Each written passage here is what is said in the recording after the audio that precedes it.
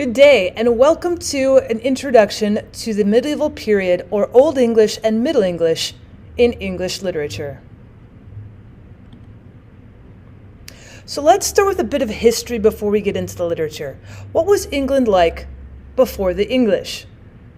Now, when the Romans arrived, they found the land inhabited by Britons. Usually they would be called the Celts. Now, we can usually relate this to the idea of Stonehenge, no written language, and essentially these people were absorbed into the Latin-speaking Roman society of the early ages. Now, as the Romans withdraw, they leave the Britons and the Celts behind. We're also going to see at this time invasions from Northern Europe, where we have the Anglos and the Saxons bringing Germanic languages to the island. Now, by 600, the Anglo-Saxons are going to conquer the Britons, and their language starts to become more Germanic. However, it's still going to retain some of the Latin from the former Roman conquerors. Now, the Anglo-Saxons' two urgings, war and wandering, become part of the oral tradition in their literature. Beowulf is an example of an Anglo-Saxon hero tale.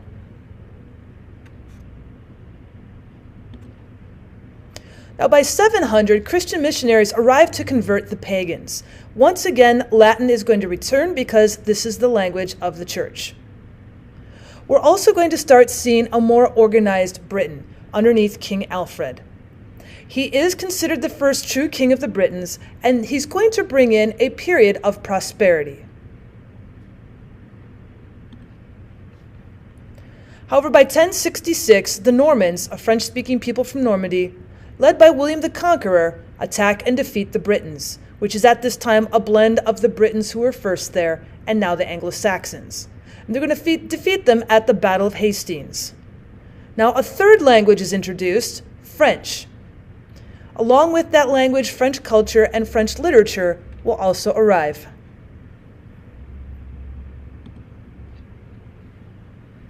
So this is where we say, welcome to England and the English, an island of peoples, languages, and divisions. You've got Latin being spoken in the church and in the schools.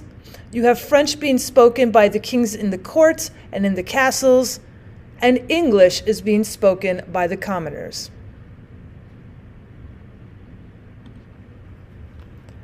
Well, after that being the early times, what was it like to live in the Middle Ages? Well, there are three different estates in the Middle Ages, and the idea of an estate or an order was encouraged during the age, but this ordering is going to begin to break down over the centuries. Firstly, you have the clergy, where Latin is chiefly spoken and written. Clergy are those who pray, and their purpose was to save everyone's soul.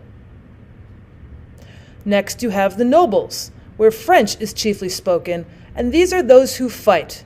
Their purpose was to protect the island, to allow for all to work in peace and to provide justice among its people.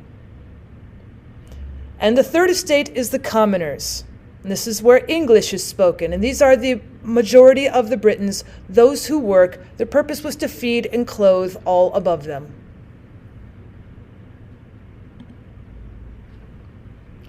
Now, the economic system of much of the Middle Ages from about 800 to 1100 is known as feudalism. The commoners or the peasants lived on a feudal manor, and the lord of the manor gave his vassals, the peasants, land to farm. In return, the vassals received protection from roving bandits, yet they were taxed and had to surrender a portion of their crops to the lord. Obviously, it was better to be a lord than a vassal. Feudalism is important, as it created ties of obedience and fostered a sense of loyalty between the vassals and their lord. We also see in the nobles a sense of chivalry. This was an idealized system of manners and morals. Now, this is restricted purely to nobility, where the medieval knight was bound to a chivalric code to be loyal to God, his lord, and his lady. Chivalric ideas include benevolence towards all. You should always be kind and gentle to those that you are protecting. Chivalric ideals also include a sense of brotherly love. You should be not only kind, but you should also be daring to protect those in your family, those that you are loyal to, and those in your community.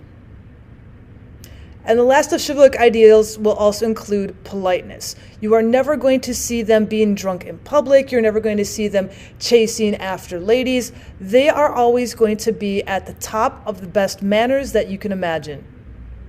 One of our examples in English literature is Sir Gawain.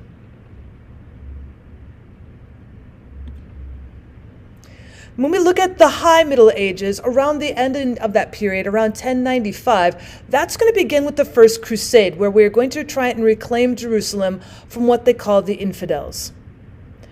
Some of the positives that you're going to get out of this is we're going to see the opening of trade routes, especially to the Middle East and Asia. And the peasants, the vassals, are liberated from their lords to fight and die in the Holy Lands. Cities are also going to start springing up along the Crusade routes as people need to stop in order to refuel and also to replenish with more people to fight. And we're going to begin to see feudalism dying out. After all, once the peasants are liberated from their lords to fight, they might not come back to their lord's land. They might go find a new place to settle in, or they have died in the Holy Lands. And this is where we see the transition to the Renaissance beginning.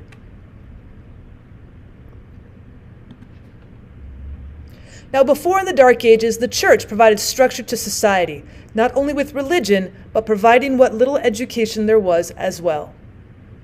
Sadly, with the Crusades, the church becomes incredibly corrupt. Popes are beginning to fight for political power. You are going to pay and you are going to politic in order to become the next pope. And greed within the church is incredibly rampant. There are the selling of indulgences. If you have enough money, you could essentially buy your soul's way into heaven if you found the right clergyman.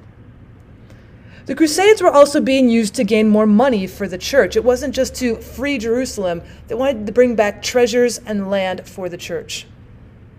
Look for this in Middle Ages writings, especially in the Canterbury Tales, which speaks of corruption up and down throughout all of the clergy.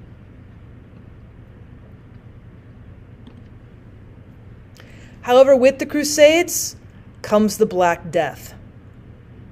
It spreads along the trade routes since you have for the first time a lot of Britons moving back and forth between lands. They are going to bring new diseases with them. The Black Death is going to kill much of the population of Europe. In fact, you can kind of see where it spreads in my map on the upper left. And the plague outbreaks occur through the Middle Ages and even into the Renaissance, where the Black Death will kind of dampen down, but then it will start up again. Paradoxically, the plague will provide for continued growth in cities. As you see, several hundred people will die in a small town or thousands within a city. Hundreds of new jobs become available for people in the rural areas to come in and take. Many debts are also going to die off with creditors. So if you had a parent or a grandparent who had a lot of debt, you did not have to pay it back. They passed on with it. This is also going to contribute to society's culture. As people are moving from one area into the next, they're bringing their own languages and culture and literature with them. And so you're going to see a more diverse set of cultures within a certain city or a certain land. Let's look at the literature during the medieval period.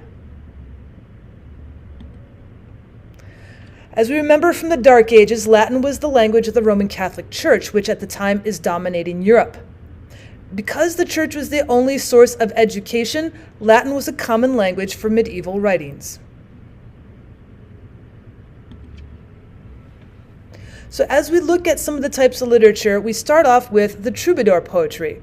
For example, you might have Bernard de Ventadorn writing things like courtly love or Arthurian legends.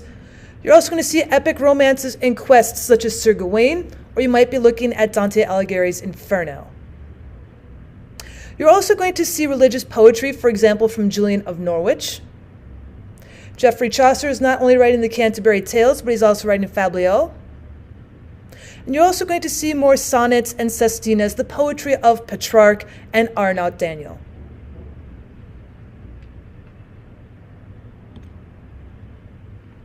Some of the characteristics that we'll see in medieval literature include heroism.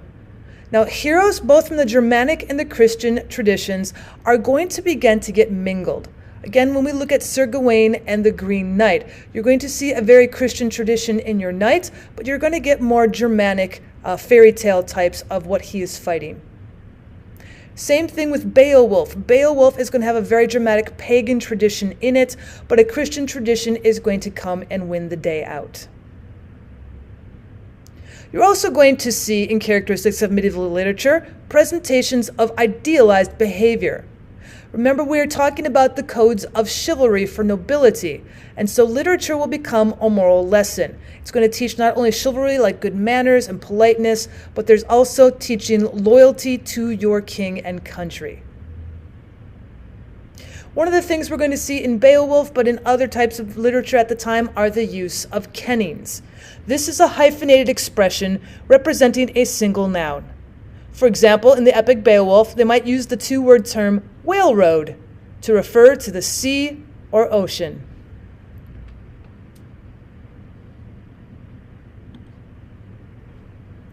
And of course, with medieval literature, with the knights, you're going to have the ideal of courtly love.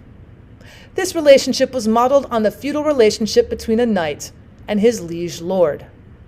The knight is to serve his courtly lady with the same obedience and loyalty which he owes to his liege lord.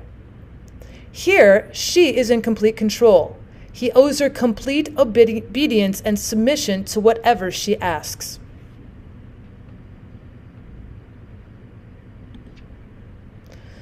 So the knight's love for the lady inspires him to do great deeds in order to impress her and in order to be worthy of her love or to even win her favor. Now, courtly love was not between husband and wife because it was an idealized sort of relationship that could not exist within the context of real-life medieval marriages. In the Middle Ages, marriages amongst the nobility were typically based on practical and dynastic concerns and not on the idea of love. Now, the lady is typically older in these stories and married. She's of a higher social status than the knight because she was modeled on the wife of a feudal lord, who might naturally become the focus of the young, unmarried knight's desire. Now, the literary model of courtly love may have been invented to provide young men with a model for appropriate behavior. It taught them to sublimate their desires and to channel their energy into a socially useful behavior, love service, rather than wandering around the countryside where they might be stealing or even raping women. Now, the symptoms of love were described as if it were a sickness. The lovesick knight's typical symptoms might include sighing and turning pale or turning red, a sense of fever or an inability to sleep, to eat, or even drink. And of course, they have the quest. In addition to the theme of courtly love, the quest was highly important. The code of conduct observed by a knight errant who is wandering in search of deeds of chivalry is going to be bound by a code of behavior, and otherwise a set of conventional principles and expectations.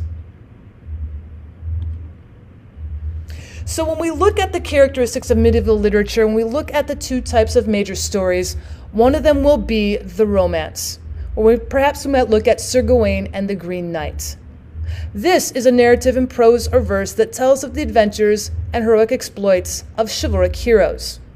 Of course, when we've got the Green Knight and Sir Gawain, you're going to be looking at the exploits of knights.